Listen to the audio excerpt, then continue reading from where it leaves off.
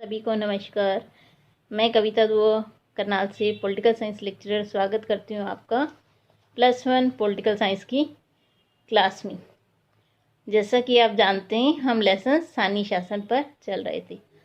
आज हम लेसन का भाग 4 बनाने जा रहे हैं, जो कि इसका आखिरी पार्ट है। इस भाग में हम जानेंगे नगर पालिका और नगर निगम के बारे में कि इनकी रचना कितनी जनसंख्या पर होती है, क्या क्या इनके काम हैं। तो चलिए शुरू करते हैं हम अपना टॉपिक। आज हम नगरों के स्थानीय शासन के बारे में जानेंगे, जहाँ पर जनसंख्या 50,000 से अधिक है, वहाँ पर नगर पालिका स्थापित की जाती है। अब देखते हैं आरक्षित स्थान 1/3 स्थान, वैसे ही जैसे कि पंचायतों में आरक्षित हैं, यहाँ भी 1/3 स्थान महिलाओं के लिए आरक्षित हैं। अब जान लेते हैं योग्यता। बिल्कुल वैसी योग्यता है कि भारत का नागरिक हो, 21 वर्ष आयु हो, किसी सरकारी पद पर ना हो, मतदाता सूची में उसका नाम हो, पागल और दिवालिया ना हो। जो अवधि है वो 5 साल के लिए है। 5 साल के लिए इनका चुनाव किया जाता है।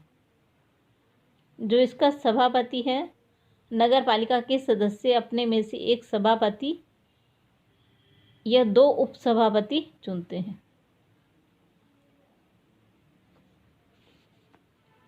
आगे है कार्य इनके। देखिए, कार्यों को 2 श्रेणी में बांटा गया, अनिवार्य और ऐच्छिक। अनिवार्य कार्य में देखिए, सबसे पहला जो कार्य है वो है साफ सफाई करवाना।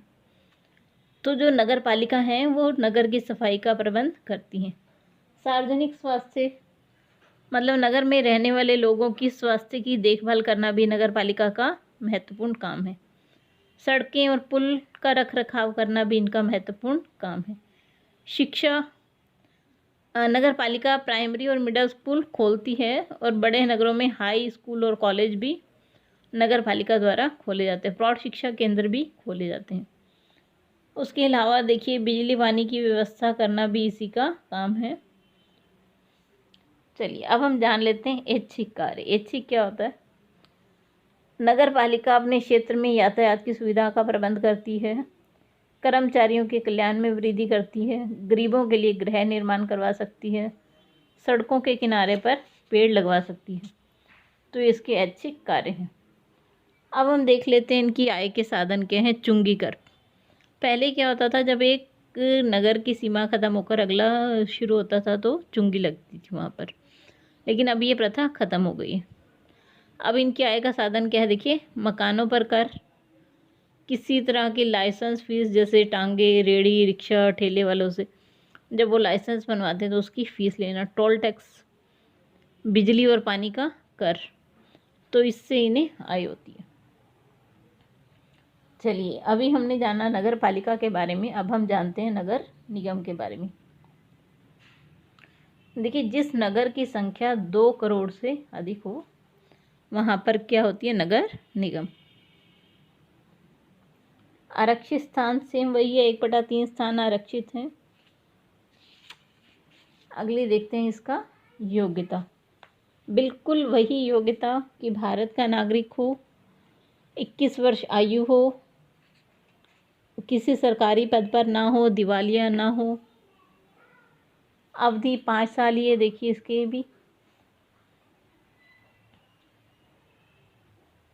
सभापति अपने में से ही एक व्यक्ति को ये मेयर चुनते हैं, लेकिन इस बार क्या है, पहली बार मेयर के लिए भी चुनाव हुए हैं। कार्य इसके भी 2 तरह के, अनिवार्य और ऐच्छिक। अनिवार्य में वही आता है, सफाई करना, पानी का प्रबंध करना, नालियाँ बनवाना, रोशनी का प्रबंध करना, गंदी बस्तियों का सुधार करना, यातायात की सेवाओं की प्रबंध करना। ऐच्छिक कार्य देखिए, लोगों से मनोरंजन के लिए पार्क, चिड़ियाघर बनवाना, पुस्तकालय, थिएटर बनवाना, स्टेडियम, सार्वजनिक गृह निर्माण करवाना, उसके अलावा निसहाय और अपंग लोगों की सहायता करना। तो ये सब इसके ऐच्छिक कार्य हैं। अब इसकी आय के साधन क्या है? देखिए, कर लगाना, जैसे कि पानी पर, सफाई पर, बिजली की खपत पर, थिएटर पर। देखिए, जब हम आपने कभी देखा हो थिएटर की टिकट लेते हैं तो उसमें टैक्स लगा होता है, वो टैक्स कहाँ जाता है? इन नगर निगमों को। ऐसे ही अनेक तरह के साधन हैं, जैसे भवन के नक्शे पास करने के लिए फ़ीस है, चुंगी है। इसके अलावा कोई जो मेले लगते हैं उन पर, इसके अलावा व्यवसाय कर, अनेक ऐसे साधन हैं जिनसे इन्हें आय होती है। उसके अलावा गवर्नमेंट से इन्हें ग्रांट्स मिलती हैं।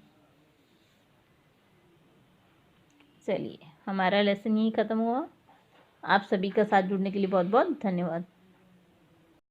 अगर आपको वीडियो पसंद आए तो लाइक ज़रूर कीजिए और चैनल को सब्सक्राइब ज़रूर कीजिए।